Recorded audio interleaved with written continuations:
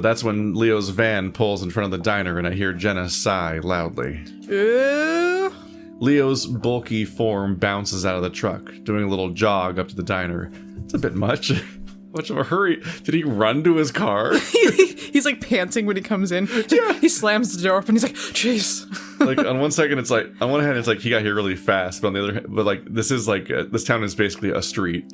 So like, I'm not that surprised, but like, Jesus Christ, did he run to his car? He's like running from his car. The bell to the door rings as Leo walks in, all smiles. Hey, Leo. TJ? Leo immediately squeezes into the booth next to me, almost sandwiching me between him and the window. Chase, what's up? That's kind of a greeting you do with like 2 fingers pointed, like the finger guns, like, Chase, hey. Pew pew. Oop. I joysticked or something. Whoops. He wraps a big arm around my neck and yanks me roughly into a hug, forcing a little squeak out of my throat. See? This is how it should be. We came here to hang out, not to break up into little groups and fight. I didn't bring Carl, though. Yeah, exactly. Where are the other guys? That was Flynn's fault. Jenna says it quietly, eyeing Leo's arm around my neck. Yeah, well, I'm gonna get him to apologize. Things take a little bit of time, you know? Jenna doesn't say anything, instead choosing to look over the menu, even though we've already ordered. So awkward. You have fun hiking? Leo turns his goofy, tongue-out smile on me. I'm about to answer, but that's when his face changes and I see his nose twitching. Uh-oh, this is where it's gonna come up. You smell like a girl. His head snaps to Jenna, and it's instantly obvious as to what he's thinking.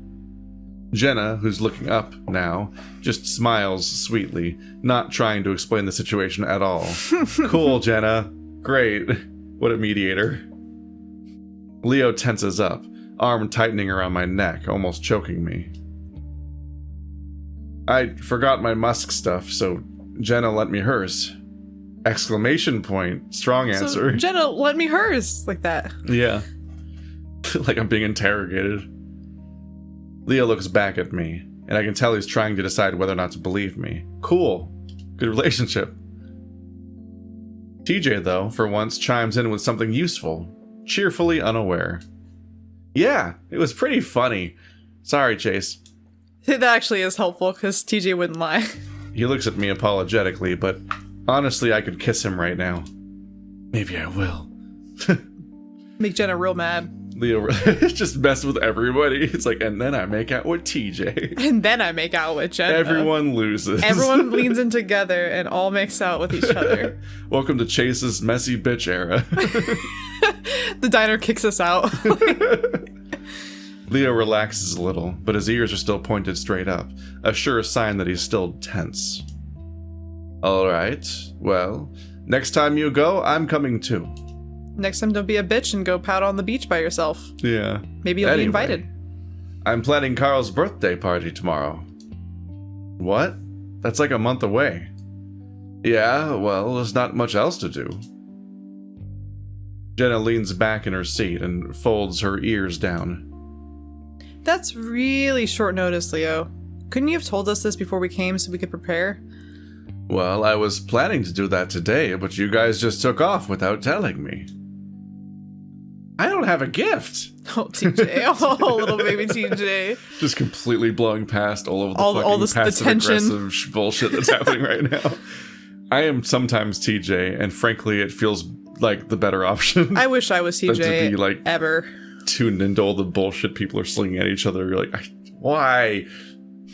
Leo rubs his face. We've still got time to do that. Just wanted to tell you what's up. We chat for a while longer, then get our food. Leo orders a milkshake and hangs out with us the whole time. Usually I would love to have Leo around, but something about this feels forced and awkward, and Jenna's gone pretty quiet. Leo doesn't let go of my neck the entire time. Oh. Great.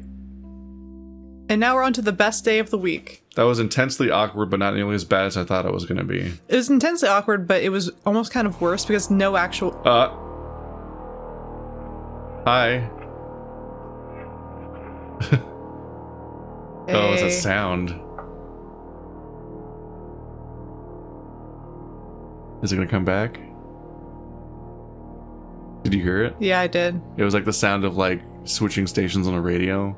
Like an old dial one. It was, or like a gurgly sound. A gurgly sound? I heard like, I don't know, I don't have both earphones in though. But maybe it sounded like someone drowning to me. Oh. I thought I heard the machine, that noise of like a dial-based radio changing through the stations and getting all those weird, like, broken half signals. I thought it was like someone underwater, like you're pulling them under. Hey. He clutches a cell phone. The screen shattered and the metallic innards exposed. No texting. Let's talk. You're definitely right. But I can't. Have you decided on what you're gonna do after school? Don't worry about it right now. I've still got a few months to decide. Going to the bathroom. I'll be right back. Despite being shattered, the phone in his hand lights up. I see something flash on the screen. Jared. Hey, hey boy, where are you at? This game has both a Jared and a Keith. Is that a raccoon? That's Jared. a raccoon, yeah. He's got his hand on his blue hat. And his mouth's open in a smile. And he's got like the mask over his eyes like a raccoon. But it could also be a ferret. Maybe. What was that? Do we know the boy that Brian killed? Do we know his name? I don't know. Because the ferrets you have banded ferrets that have the black mask on. Maybe. All I know is that the silhouette in the background I think is Chase. That's what it looks like to me. Oh, remember we were talking about our Craigslist, not Craigslist adventures? Yeah, but wait, did he meet people? Well, we did didn't he just see them on the menu? We didn't think that we didn't think that he did, but he said something earlier in this playthrough about the horrible consequences of having been on Peyton.net, Craigslist, whatever they call it. Oh, did something come up from that? He said horrible consequences. Yeah, because that didn't come up in Route 65. It didn't.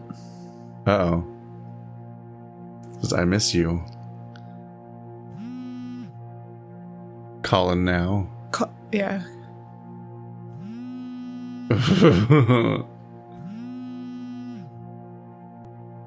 Ignore. Ah. Can you even touch? Look at the shapes. Fuck. Well, I got jump scared by the real phone. There was a big person on the left and a small person on the right. The small person on the right looked like it would look like.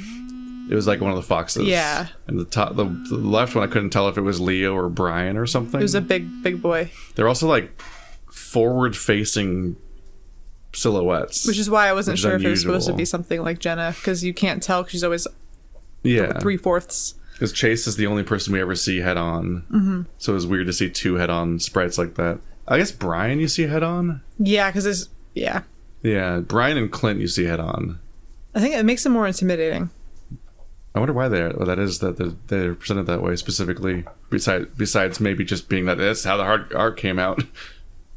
It's just like a patchwork quilt of all these like. Well, I think like Brian assets. looking at you face on comes off as more threatening because I think three-quarters stance is more open. Yeah. Like in terms of physical body language, like that is a friendly stance. The facing you head on and standing there like that is a aggressive stance.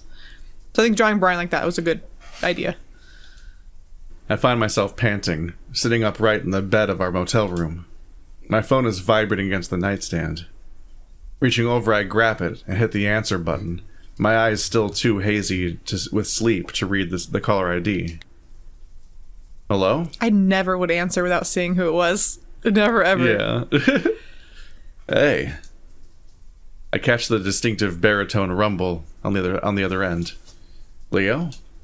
That's me. You just waking up? I thought you were going to film for your project before we hit the mall. Squinting at the screen of my phone, I see that it's 9:02 a.m. Additionally, I realize that Jenna is staring at me from her bed. The cover's up to her chest, and her laptop in her lap. The sound of running water must mean that TJ's in the bathroom taking one of his legendarily long showers. Like the last time. I'm on spring break. I'm not really imposing too much of a schedule on myself. I yawn, trying to snap my focus fully back into reality. Despite having slept for at least 10 hours, I don't feel rested at all. Lazy otter. Alright, I just called to let you college kids know that I'll be at the motel in about 10 minutes. Great. What? Nothing. Chase. What? I'm hanging up now. I need to put on some clothes. I'll see you. I set my phone back down on the nightstand and slide out of bed. Wow. Fuck Leo on this route. Holy shit. Chase is so done with him already. Well, okay. I kind of get it. It's like you just wake up, and so it's like, okay, I'll be there in 10 minutes. I'd be like, I'm cranky because I'm tired, but also I'm like, fucking 10 minutes? Fuck you. At least call me like half an hour before so I can like. It's like now I wake gotta up. do all this stuff to get ready, but I can't because TJ's in the shower and we can't share. Says who? TJ. Yeah, you're right. Like, still rubbing my eyes a bit, I dig through my duffel bag for a decent outfit. As I pull out a pair of khaki cargo shorts, I hear Jenna clear her throat. You're still dealing with sleep paralysis? Huh? You woke up swearing pretty loudly. I'm surprised TJ didn't leap from his shower to check up on you. I feel a twinge of embarrassment. Oh. It wasn't paralysis this time, just regular bad dreams and such. Also, Leah will be here in 10 minutes, so you might want to get dressed. I see her type something quickly upon her laptop before shutting it. She slides it out of sight beneath the nightstand. I guess she doesn't trust the cleaning staff. Do you still see a therapist? Nah, I'm not sure the one in Peyton helped. And you know how things are at Pueblo. Everybody's got a mental disorder or something. It's trendy, and no one takes you seriously. Oh. Cool. Well, I mean, I do, like, I understand what he means. That's just the stuff that Leo says. They have free counseling services available running out of the psychology department. You don't pay all that tuition money for nothing. You might as well use it. Well, do you go? I slide on an old t-shirt with Southwestern Adventures printed on the front. The red dye having faded to pink at this point. I think it's supposed to be California Adventures, but they don't use the names of anything here. Yeah, I don't... Well... Of all things, like, the town's called Echo and might be called based on a real town called Echo, but they never call it the United States or any of the individual states. Like, none of those details come up. Well, it's, you know, it's like you want to make it like an everyman, you know, kind of situation. And Southwestern Adventures definitely is supposed to be California Adventures. Yeah. But they probably just don't want to say that because they don't want Disney suing their ass. Because you never can be too careful with those people. I never go what the rules are because there's just some pieces of media that are like, fuck it. And they just use everything's name all they want. Yeah, but I'd be scared, I don't honestly. I'm like, can you not name real life brands and things? My aunt used to have like kind of like a knick-knack store, and they'd sell like someone out there's gonna remember this, but they had like charm bracelets that were like those little metal squares that you'd slide into each other and you'd make like a linked bracelet. Yeah. And like kids and like old ladies loved them.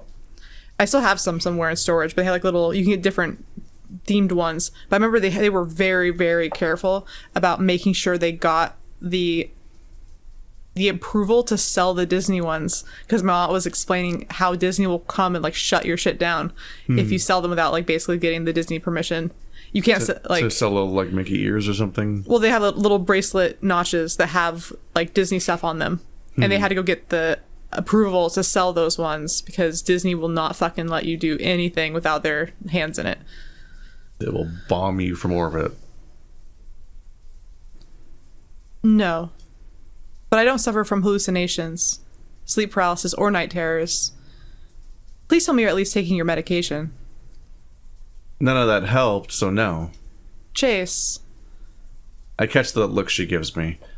It's different from her usual, almost paternal stare. Her brow is lifted, and she seems more than just concerned, a glimmer of worry present upon her face. I find myself turning away from her abruptly, as if I had seen something I shouldn't have. Trying to keep myself busy with something, I take a bagel from our little communal sack of food on the table, eating it over a napkin. I can hear TJ at this point trying to dry himself off in the bathroom with the cheap motel dryer. It isn't exactly a full-body machine like the ones back in Pueblo, so it takes forever. Especially someone furred like TJ. He turns into a damn poof ball after a minute in one of those things. Meanwhile, Jenna busies herself with getting dressed behind me. I don't know why it feels so awkward. Usually Jenna's the one person who I can speak with and not worry about this sort of thing. Knock, knock, knock. The Wolf Boy is here. Just a minute. I step over towards the bathroom door. Hey TJ, Leo's at the door. Hurry up if you can. What? Leo is at the door. Oh, okay. Oh gosh, sorry, I'll hurry. Glancing over, I see the door handle jiggle. It's still locked. Jeez Louise, wait a damn second.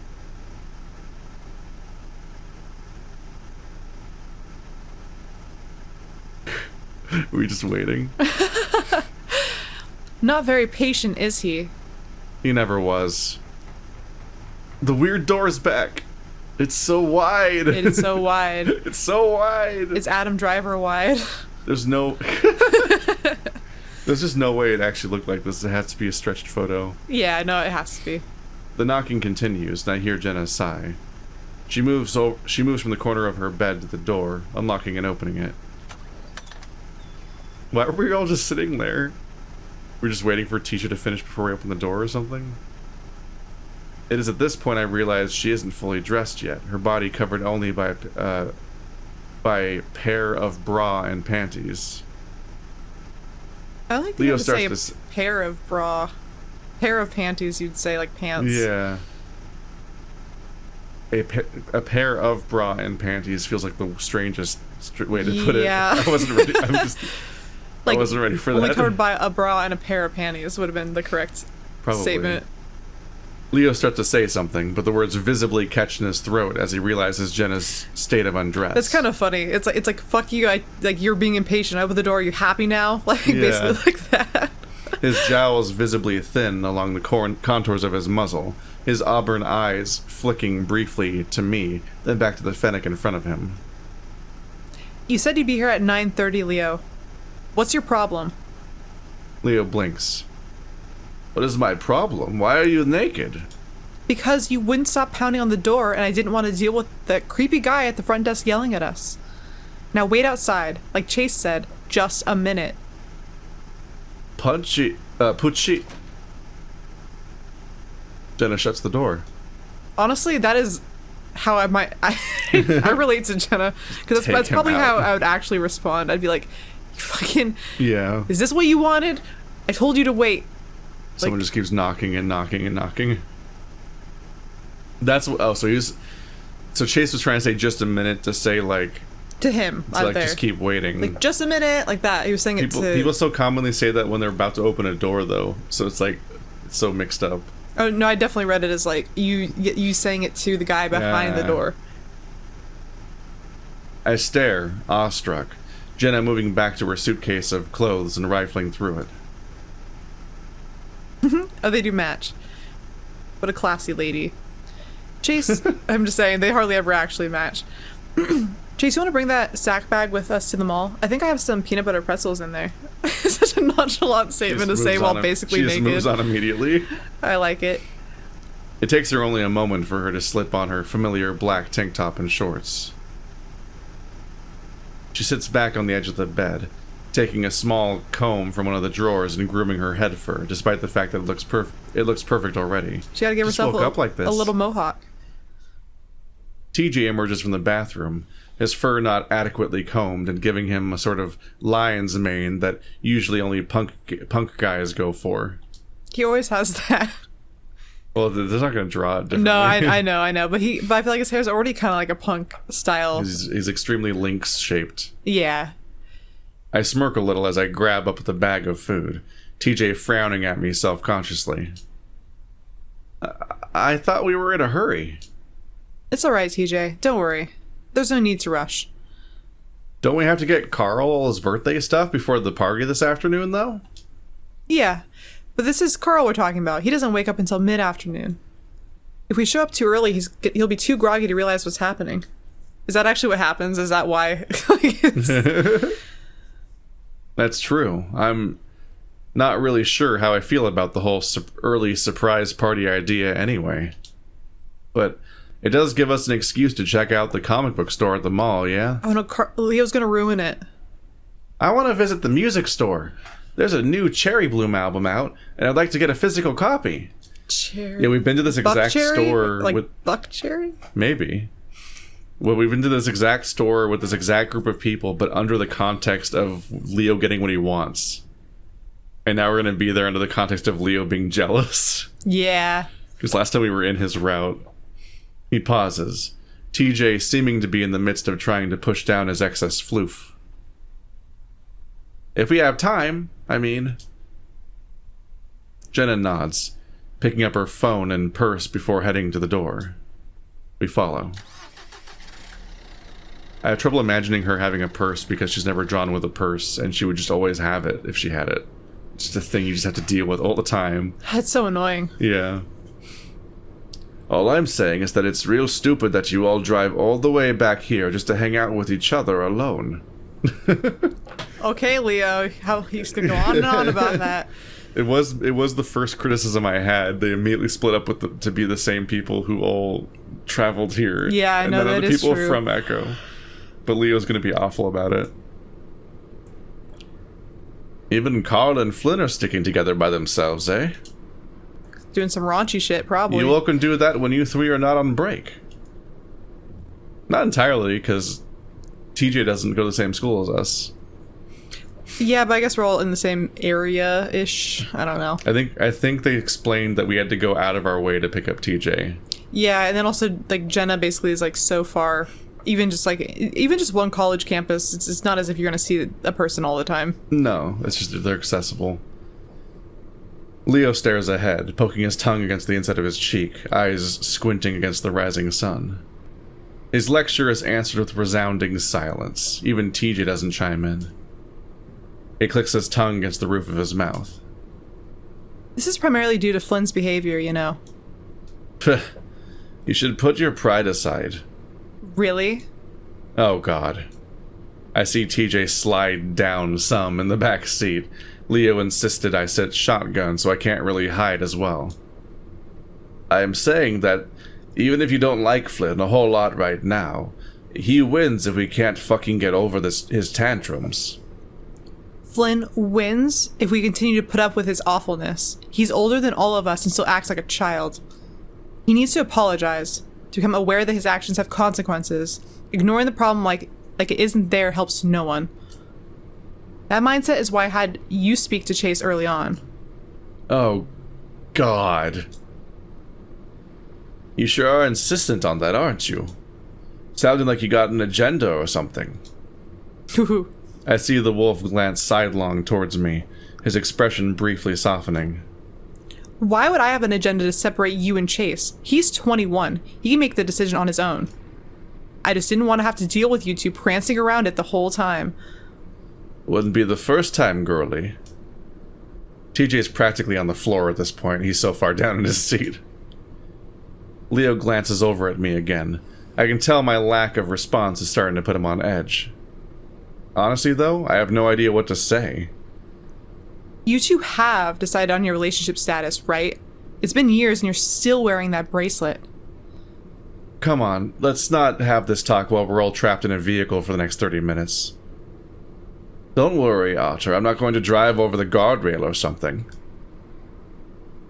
At this point, that might be preferable to continuing this conversation. Also, that's what happens here in Leo's route. When I get attacked by the monster, oh, yeah. we end up in the lake. Another silence follows. I can feel Jenna's expectant stare upon the back of my neck. Finally, Leo speaks. I'm gonna put on some music, yeah? Any preferences? We don't get any stations but the hillbilly cavalcade ones between Echo and Peyton. Well, I've got a CD here. Your CD sucks. It's gonna be something lame. What is it? Like you. My curiosity piques. I see Leo look towards me, then nod to the glove box with a smirk tugging at the corner of his muzzle. It's gonna be that fucking emo band Yeah, again. that one that was like our song or whatever. Yeah. I think I know exactly Oh, what no. CD he's thinking of. I pulled a little clasp on the dashboard. Instead of a CD, a slew of balled up napkins fall into my lap. He's a slob. Leo! Slob. Oh, it's gross. TV dinners and napkins. Balled up suggests used. Why didn't you just throw... You're right. Why didn't you just throw them into your passenger, floor space? Why would you put them in the dashboard? It takes extra effort. To actually put them in the dashboard it's a really takes gross extra place effort. to put them in, because it implies that now the dashboard's gross too inside. Like, why would you throw them in? You just throw them in the foot space of the passenger side, then get them later. Like, Yeah, I was gonna say that's how you do road trips. Having them down there reminds. It's like if I have trash, sometimes it ends up down there, but that reminds me later to take it out, and I take it all Yeah. in one go.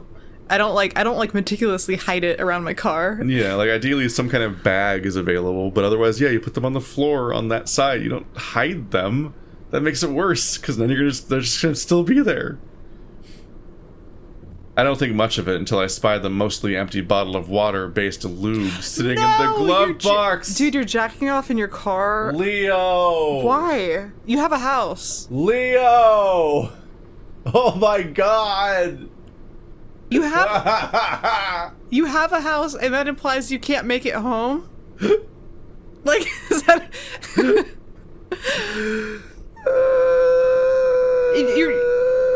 How did you tell it was water-based that fast? Because It's just a really specific detail to add. wait, water-based. This is water-based and silicone-based. Yeah, but And water. oil-based, I Well, guess. I mean, I'm not that this actually, not that this is going to be a part of the story, because I'm sure it's not. But like, isn't like silicone-based better for anal sex? But you can't use water-based if you're gonna fuck a girl.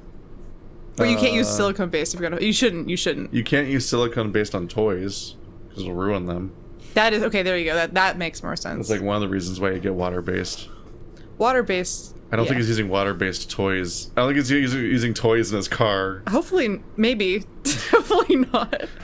I I mean, he's already jerking off in his car, so I mean, you already have questions you have to ask about it. What a mortifying moment. Remember, this is so much worse than the TV dinners. No. Oh, I don't think anything's worse than the TV dinners. gross. So It's not just that they're there, it all fell on Chase. Leo looks over and his eyes go wide. Puta madre, fuck. But then also, how did you forget that you had all that stuff in your glove box? It's horrifying. He's been so alone for so long that he doesn't even He has a house. he doesn't even tend to his surroundings. Like, on the idea that anyone will ever be there. It's like, Not like I said. Not only that, I just don't understand why. Jenna can smell it. No. Jenna can smell it. She can smell everything. She knew it was there all along. Oh no. No. He makes a sound somewhere between a sigh and nervous laughter. I forgot about that. Like that. Jenna cranes her head to see what the fuss is about. She lets out an amused grunt. She's probably like not surprised. That's something you haven't had your hands on before, Chase. No. I don't think Chase jerks off in his car. That's the problem I have, okay? Like, what do you at work? You get in your car on your lunch break, you jerk off? Like, why? Where are you going? The grocery store? Like, where do you need to go do this at? You're not taking long road trips. You live in a small ass town. You can just drive your ass fucking home. It takes you like 5 minutes. Just drives up to the rails. Like, I remember Chase here. That honestly, maybe. Ugh. Leo's ears seem downright flush at this point, pinned to the side of his head. Context is key, as they say, yeah? What is the context? What is the context? What does that mean? Yeah, please elaborate on this so-called context, I'm Leo. so horrified. I would like an explanation, please. Don't worry, guys. There's a trash thingy back here. Oh, TJ, no, he doesn't know. TJ unbuckles and reaches forward, collecting at least 9 balled-up tissues in his paws. No, he doesn't understand. Poor baby. Why did you write this?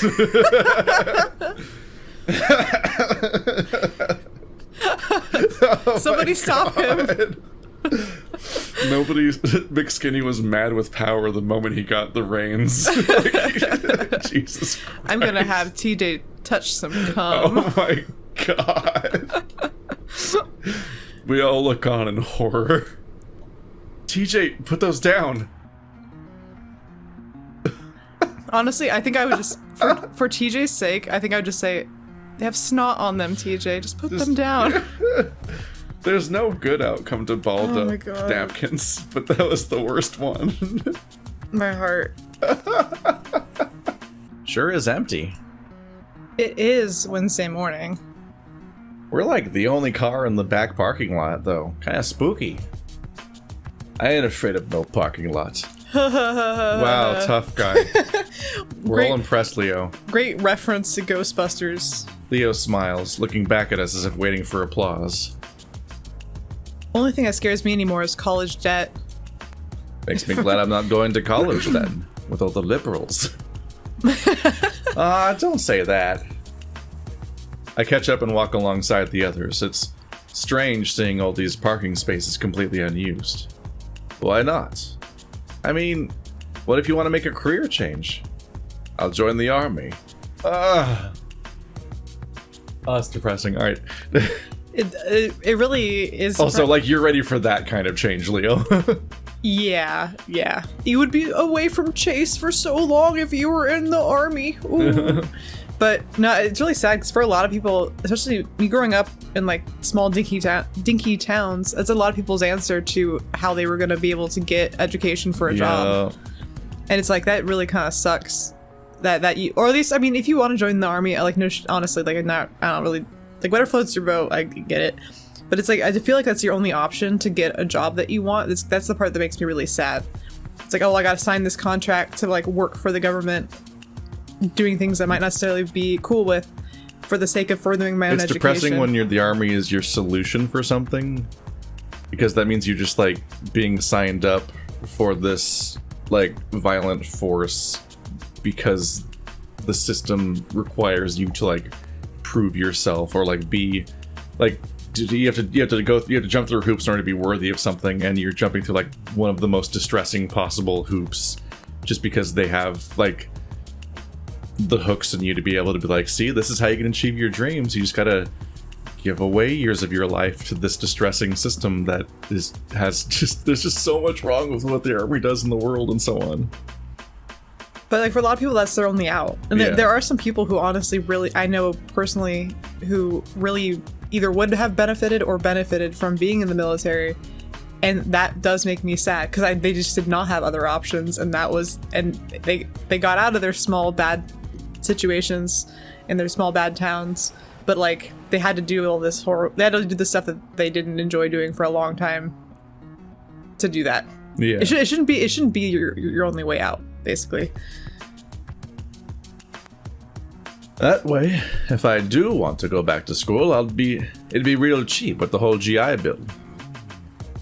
Oh, this is we literally are saying Yeah. everything that they're saying. It's unsettling that that's the route so many have to take to get educated. Isn't like I got a nifty tribal association scholarship. Whoa, uh-oh. I decided this is a good time to interject. I hope this place is actually open. Ice cream, ha ha ha! We approach the doors, Leo looking back at us. Moment of truth. He tugs once. It doesn't budge. Pfft. Stupid thing. It says push. Leo, you live here. The wolf nudges the door open with one arm. You know, learn how to read with your your GI education. Oh, yeah, I know. I was just, come, Rags. TJ giggles. Huh. Have we seen this before? No, but man, this reminds, like I said, this looks like. This is a trip. They're also... One of the things that's so surreal is that they put a completely different filter on this than all the other images we've seen. They're not using the cutout filter. It's like some kind of weird, blurry thing. It's very odd. You know what I mean? No, because I don't know enough about. Like, that's a cutout filter. Oh, okay. See how everything's like... It squishes the entire color palette into a specific list. Not necessarily specific colors, it just like kind of averages out entire zones until there's only X number of colors on the entire page. Mm-hmm. That's why the sky is striped and why the whole building is one solid color with no shading, and the parking lot's mostly the same, but there's little spotches of a lighter gray. It doesn't allow for a lot of range for the nuance of different colors to create detail. Yeah, like the trees become like 3 different shades of green in total. As opposed to like a it bunch of different shades. It kind of turns things into t-shirts. Like, yeah. Like older t-shirts where you like, oh, it has to be like, we have 3 colors available or something, and you have to make the whole pattern out of that. Yeah, like a screen print. Like nowadays t-shirts are wild, but it used to be that you had like to actually limit how many colors were in the image to a specific, often specific colors with just the ones that were available and so on. So this is different. Whereas this is just smooth.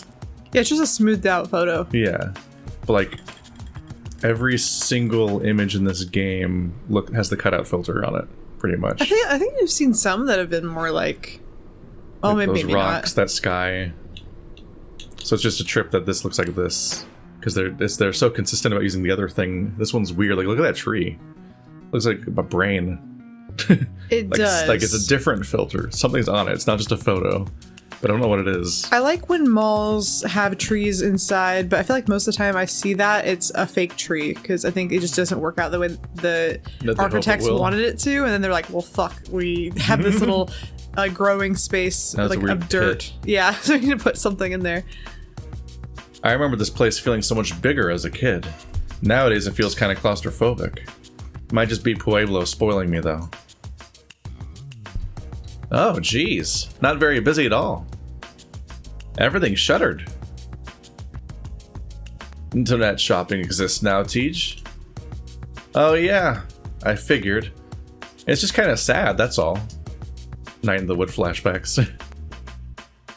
Let's go steal from the Not Hot Topic. Yeah. The Link steps off towards one of the closed shops. The perforated steel roller shutters, allowing just enough visibility to peek in. This used to be the mask shop. There was a whole mask shop? I don't think Carl needs any masks, unless he's got a secret bank robbing life we don't know about.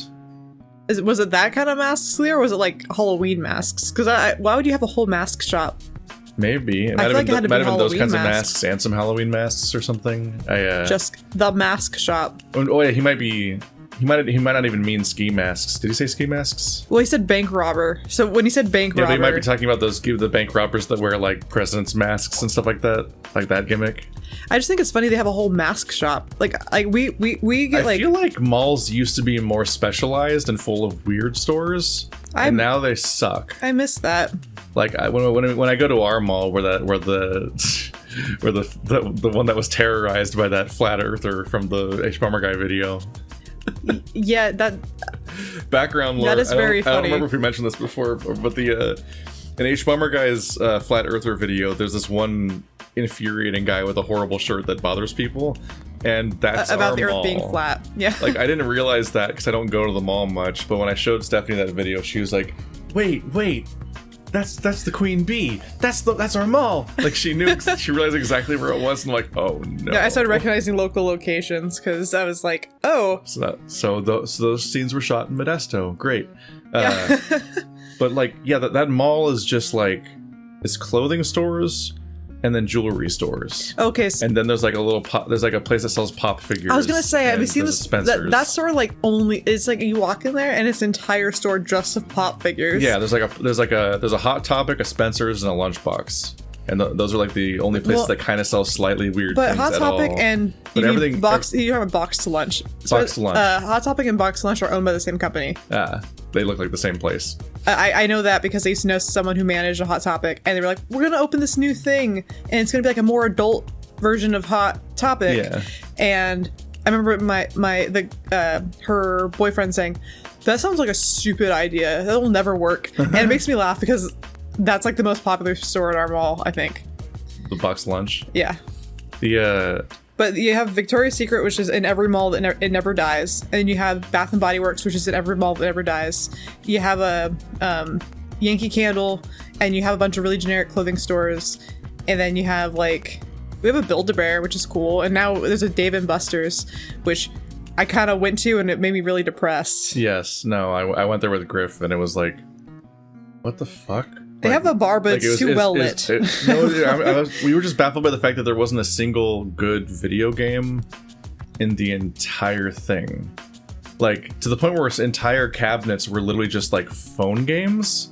Like, play Minecraft, an arcade cabinet. An arcade cabinet. Play Mario Kart in an arcade cabinet. Play like all the old games. The only thing that looked even slightly fun was like, I think there was like a 4-player Halo shooter, like light gun game. Almost every single thing in the entire rest of the arcade just looked depressing to even try to play. They had fighting games that were phone ports that had 2 buttons. You're like, what? Yeah, they didn't have like There's real fighting games.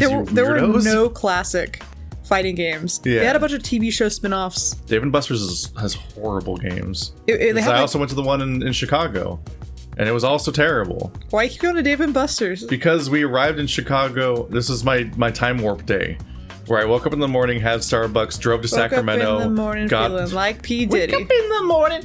I just quickly got coffee, drove for 2 hours to Sacramento to get on the airport, to get on my flight. Then halfway through my 5-hour flight, the sun's already down. I'm like, what the fuck? Today was 3 hours long. I don't understand. Because I'm flying forward through the time zones to Midwest Fur Fest. And then we land, and then we find each other because we synced up our flights to land with like 10 minutes of each other, and like it was fucking freezing. We have to find a shuttle to get out of there. It's incredibly cold. I had a jacket on, and I had to keep switching which hand was holding my luggage and which one was inside my jacket because I was just taking turns freezing, whichever one was outside because I didn't have gloves. And we finally get to our hotel and everything, and it's like we look on our apps to see if there's anything to order from and so on, and it's like the only, because it was a weekday or whatever, like already everything is closed. So we had to take like a lift to Dave & Buster's because it was like 11 or some shit, and we still hadn't had food because of travel, and we're like, we need food. So I've eaten at Dave & Buster's once now. It's not a great place, but the food is better than their video games, at least, because the video games are terrible, and that's supposed to be the point. Just go to a real arcade, weirdos. A lot of them are just there to take your money. It's basically there's like one with the one that made me like cringe was like they had the Monopoly Man on a screen, and he's like 3D. He's a 3D model of the Monopoly Man. Yeah. And he's just sticking his hand out and using his finger on his other hand to tap his palm, as in like, pay me, bitches. He's doing the thing where you ask for money, where you put your hand out and then you tap your hand with your other hand, saying, put money here. And he's like waggling his eyebrows at me. And all the game was just a wheel that you spin for like tickets, but all tickets are virtual now because they're stored in your little card, and of course they're always an odd number, so you have to come back because like you have tokens on there, and everything costs like freaking like $2 to play. Because they use money abstraction to turn it into other things, and that other thing is hard to spend in good intervals and so on. Yeah, and they have a little store where you can go buy things with your tickets, and like it's like a bunch of like dumb they had like aromatherapy kits and like really strange, like, these items are for women, these items are for men. They sell like men's boxers in there with like the Dave and Buster's logo on them for you use your tickets to buy. It's just really strange. It's like some weird alternate universe. And I don't like it. Yeah, no. Well, one day I'll take Keith. We have to go to a barcade, like a real one. Went to the one that had the Pac-Man Battle Royale and the pool tables. That one's pretty fun, but there are bigger, better ones. Yeah. In the Bay Area. But the what I was just trying to say is just that when I went to the mall to try to get Christmas presents at the last minute because I was just getting back from Chicago, and I'm like, this is literally the whole point of this place is that it's a place where there's like 100 stores in one building. I should be able to find gifts here. And I walk up and down this fucking place, and it's like 40% clothing stores and 40% what looks like the same jewelry store over and over again. Like, I'm baffled by how many separate empty jewelry stores there were. Then there's like that was most of the place. There's a furniture. I was so deeply frustrated where like it feels like the whole premise of a mall is to have a variety of stores in one place, and that was exactly what it wasn't. Well, there's a furniture store. And there's a perfume store. Yeah, there's an incredibly massive empty furniture store that no one is ever in. Then there's a luggage store, which is like, I'm sure is laundering money, because there's always one store in every mall that you're like, that is a laundering money store, because there's no one ever shops there. This is Walter White's laundromat. Exactly. Or it's car like wash or whatever. But anyway. Yeah, malls are Leo kind of smiles lopsidedly. Are tricky. You know, he might actually want a Lucha Wolf mask or something. I remember as a kid, Carl always spouted off random wrestling facts. The fake kind, though. Most of it sounded more like soap opera storylines than an actual sport. That shit's fun.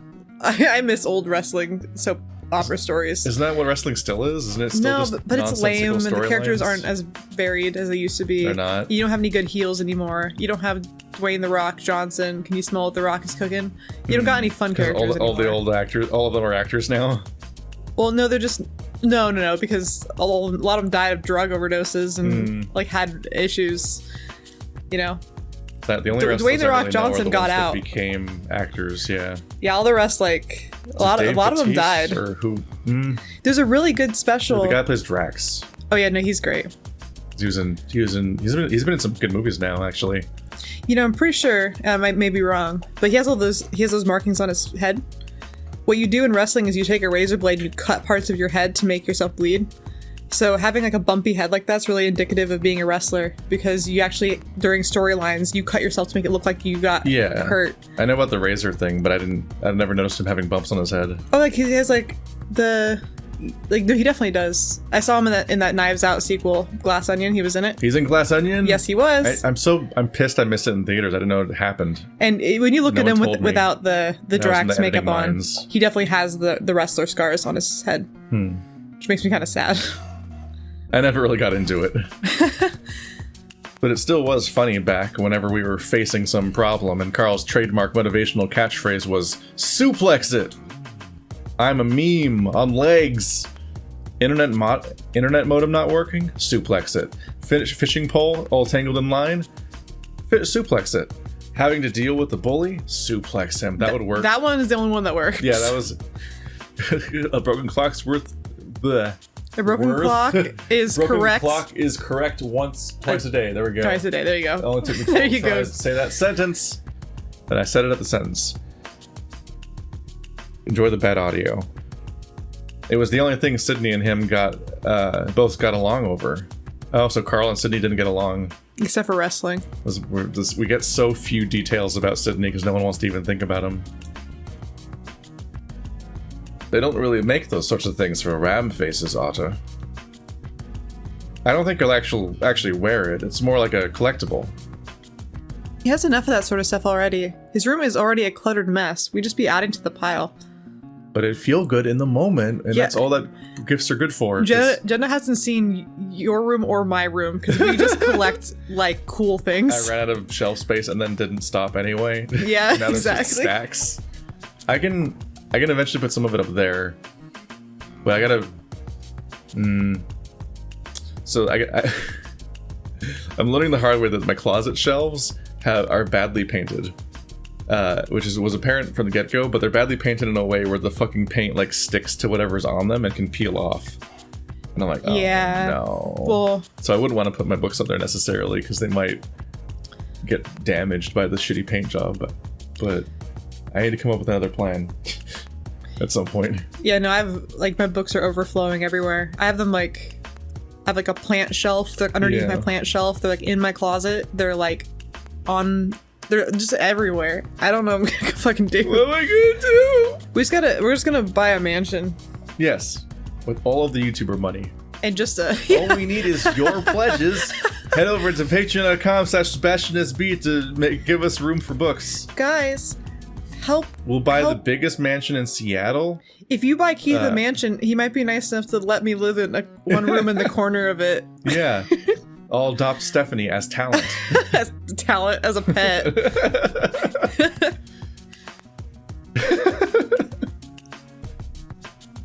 Sorry. Carl sent me a picture of it over Christmas, and it looks exactly the same as it did when we were in high school. It reminds me of better times, I suppose. Yes, but the issue is that he doesn't actually leave his room to make some new, better times for himself. He just dwells on nostalgia for video games I haven't touched since I was 12. Yard sealing, a lot of the junk might do him some good. Leo chuckles, rubbing his forehead. Jenna doesn't understand. No, Jenna's wrong. She's wrong. She doesn't understand your love for KK Slider. Yeah. Draw Stephanie hugging KK Slider. I named my dog after KK Slider. Yeah. I deserve a picture. No, you don't have to. I'm just kidding. Don't listen to Keith. Don't do anything for me. I deserve nothing. To send you the KK Slider, like, furry comic. Well, uh-oh. There's a very long-running comic that ships Rock Dog with KK Slider. By the same person. You mean Rockruff, the Pokemon? No, there's a movie, a lesser-known movie called Rock Dog. Oh, I don't know Rock Dog. And it ships them together, and it's very long-running, and it's from the same person that drew the Pigpen comic. It's just the whole thing. I need to figure out how to get it on your computer. Just email me. Happy birthday, Carl! Instead of giving you a gift this year, we're selling your shit. Also, we're gonna break in to do it, going by past events. I see Jenna smile, letting out a little amused huff before moving on. I realize that TJ is still standing in front of the closed mask shop. Hey, you coming? I see him bristle, startled from thought and pulled back into reality. Whoop, there goes gravity. Whoop. Every time. Every time. Oh, yeah. Sorry, I just knew a girl who worked here. I hope she's okay. Oh. I nod, not really sure what to say in response to that, as the feline catches up to us. The new aesthetic's tripping me out. We pass even more shuttered shops. Most of the pagodas are still open, but they're manned mainly by really foreign dudes who are transfixed on their cell phones. Fucking piercing pagoda. How do you know someone's foreign? I guess they just have a completely different... Like, there's just an entire species that's not even around here normally. Well, I will say... It's a dolphin! I mean... Not it does say piercing pagoda. Yeah, piercing pagoda. Yeah, I was gonna say, they have those everywhere. Would you like a public piercing? Don't get a piercing at a piercing pagoda. Go to a professional shop. They sterilize their stuff much better. You're gonna need a fucking infection if you go get piercings out of Claire's or a piercing pagoda, okay? But I was gonna say, also, I will say that we have a bunch of the pagodas at our mall, and they are usually... They always have, I mean, maybe it's just, people have really thick accents, and they always try to bug you, which really it's always a bunch of dudes with thick accents that keep walking up to you while you're walking by. They're like, miss, like, can I put some lotion on your hands? I'm like, no, all of them are like weirdly intense personal interaction, like therapy / spa type interactions, or it's like just the worst souvenir shops. It's always like nothing I want anything to do with, or it's a cell phone guy. It's a cell phone guy. They all keep coming up to you, and you're like, oh, or it's like a person who wants your kids to get it's except for kids. So it's like, oh, your kid will get distracted and come over, and then I'll get to sell you stuff. Yeah. Or it's like the people who are trying to sell like lotion or like hair products, and they're like, miss, you are beautiful. Like, would you like some lotion or like, do you want me to show you like my hair care products? I'm like, no. I'm trying to leave you alone. I don't blame them either. In a place like this, the shift hours must drag on. I know, what a sucky job, honestly. I feel bad. I was fortunate enough to have a part-time job as a Peyton newspaper printer in high school, and it kept me pretty busy. Plus, I got to tell people that I worked for the city paper. Oh no, the music store is gone. Oh man, That's probably the least surprising closure yet. that is heartbreaking though. I really like the physical stuff. So does everyone who buys music nowadays. Like that interesting detail where like the entire middle market of like CDs just collapsed, and now like most music sales are either digital or they're vinyl, and nothing in between. Well, like I used to love going to Rasputin's and like Rasputin's and Amoeba Music would sell like old CDs and stuff, but a lot of those closed down. Yeah. But there was a resurgence in physical records. It's just that like, I don't know. I feel like a lot of kids that want to sift through like all the old records that are actually good. They just want to buy like whatever new album came out on a vinyl record. It's like I don't know. For some reason, that kind of feels like inauthentic to me. Vinyl's just kind of nice because you just get like a giant piece of art. I mean, I like that part of it, but Like, but it's like the Like I like to have a vinyl of Doolittle. It's Yeah. one of my favorite album covers. I just have a vinyl of the Supergiant collection for Hades, Pyre, Transistor, and Bastion. I do like there are certain albums that are particularly like special to me that I wouldn't bought like special editions of. Radiohead. Yeah, Radiohead's a Paranoid Android. I bought like the special edition. And then she forgot it immediately. No, well, I just left it downstairs because I'm bad at remembering where I like. Yeah. It's just very funny that you detailed and you explained in detail how important and cool this album was, and then you like left it by the toaster and walked away. You just left it, and it was there overnight. It was an I accident. just found it in the morning. I'm like, is that the vinyl just sitting here? Yeah, I special ordered it and everything. And then I bought like this really special box set of the Nutrimilk Hotel's complete like discography because there's some stuff you just can't fucking find anywhere. Yeah. And I like, oof, that stuff's so good. But I don't know. I understand it. It's just like I feel like I wish that people pay more attention to some of the old records too. They're just like, oh, I don't want this. I want nah. I mean, old records are awesome. Yeah. I like ones that are used. I feel like they have more history. As long as they work. My mom and dad sent me this vinyl record player for my birthday. My other doormates and I listen to it in the common room all the time. I'm the record guy. It's my personality. Teej, you a hipster now? Is that the line that led to people drawing hipster TJ? That art with his eyeliner and stuff? Do hipsters wear eyeliner? I don't. There's no definition for hipster that's consistent. I think of emo kids. I got into this when I was trying to create hipster marrow for the indie thumbnail, and I'm like, there's zero rules for what a hipster looks like. I just gave up and mishmashed some just quirky colors and shit. He's wearing plaid and suspenders, and he has a pink bow tie, and he's got a beanie and distinctly colored glasses frames. That's about right. I can get it. It's just a mess of things. I see TJ blink, turning to look at Leah with a little wide-eyed. What? No. I don't know, Gatito.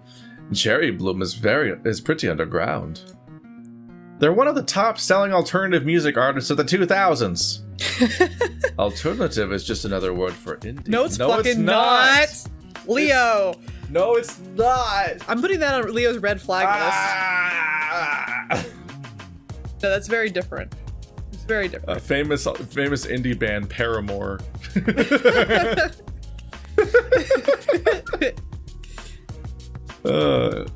As the person who listens, especially in that era, non-stop alternative music and listen to I like both of those things. And I listened to the alternative station until it closed and got replaced by a classic rock station. Then I was sad. Yeah, no, like that was a bad time. It was the same station would play like some songs like Sometime Around Midnight or like Feel Good Drag by Anne Boleyn, but they'd also play like Diablo Rojo by Rodrigo y Gabrieles, and then like obviously like the Pixies and Metric and the grunge would make it in there. So that Foo Fighters is alternative, but they would play Nirvana too, and like it was just like a good mix that had range because alternative is kind of a poorly defined genre, which is why it's fun. Very poorly defined it's just a genre. very specific space that is fun. A lot of it has the specific loud, quiet, loud formula because of the Pixies and Nirvana popularizing it. And because if you listen to 80s alternative, it's very static.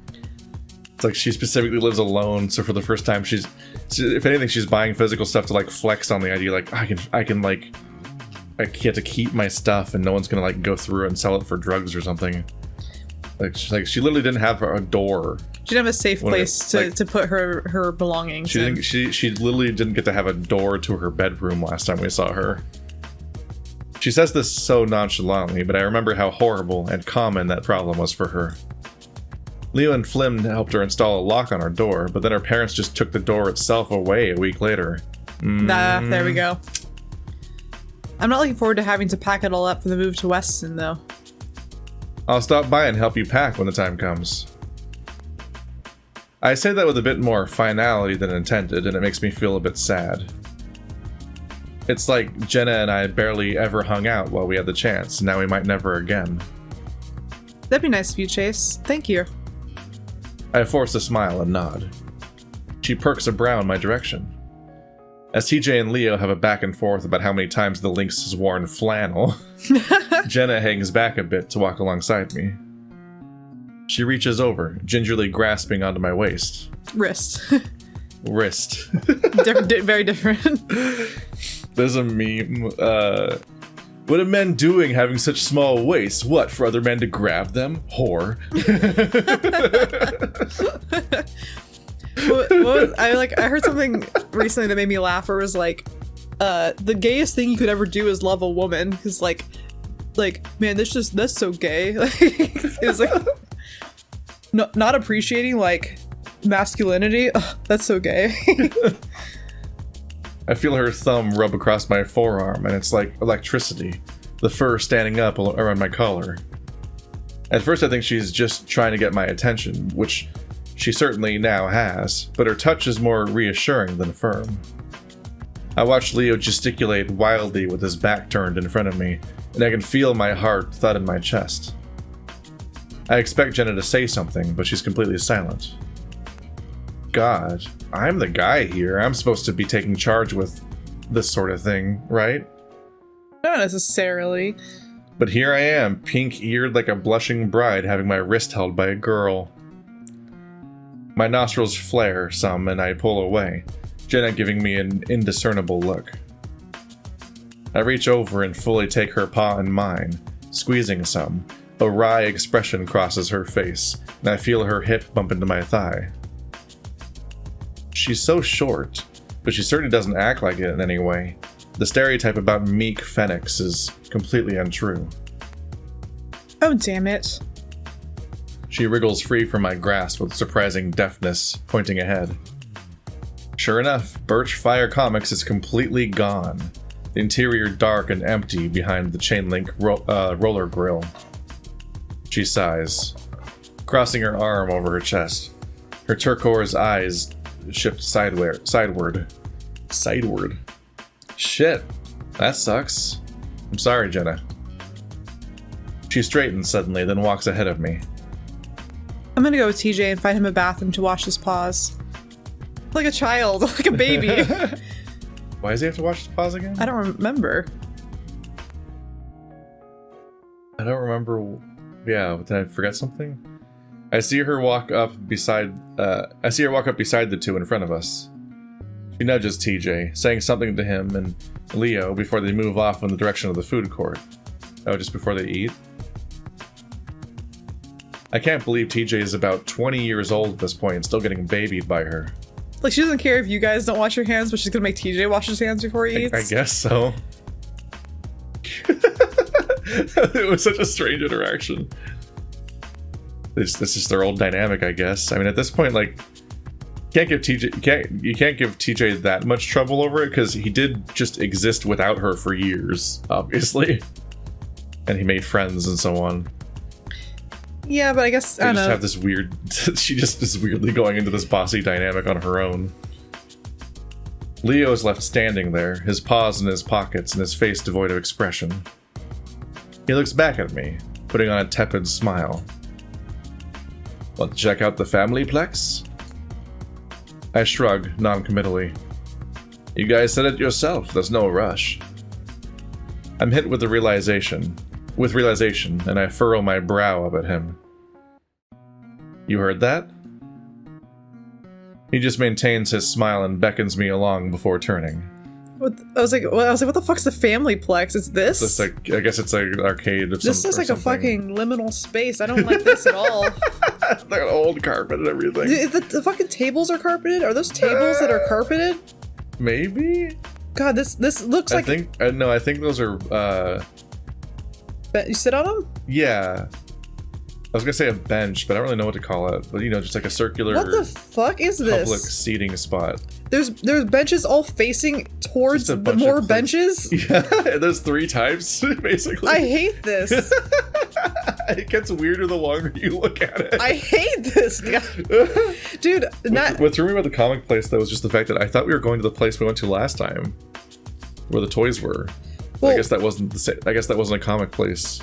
You know, I mean, that place we went to last time was that was the Hot Topic. 'Cause remember, TJ found the toys in the back of the Hot Topic? Oh, no, yeah, it was like a Spencer's, right? We talked about that. Yeah, because he found... Spencer's. Because he found something sexy. He didn't realize that something was he was like pointing a dick gun at himself and didn't realize what it was. Yeah, it was a dick gun, yeah.